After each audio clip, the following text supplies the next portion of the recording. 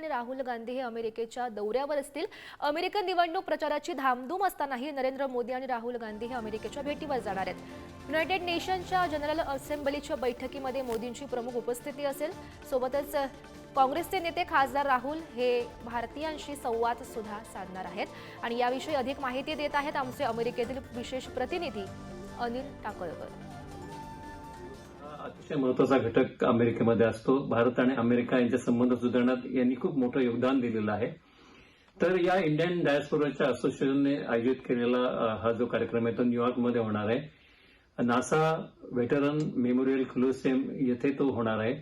त्याची कॅपॅसिटी 18,000ची आहे, पण 25,000 लोकांना इथे येण्याची इच्छा आहे। त्यामुळे लॉटरी पद्धतीने ज्यांना लॉटरी लागेल त्यांनाच त्या कार्यक्रमाला उपस्थित राहता येऊ शकेल।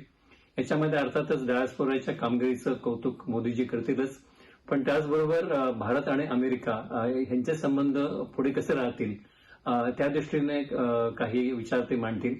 याचं थीमच मुळामध्ये Modi and US progress together असं आहे।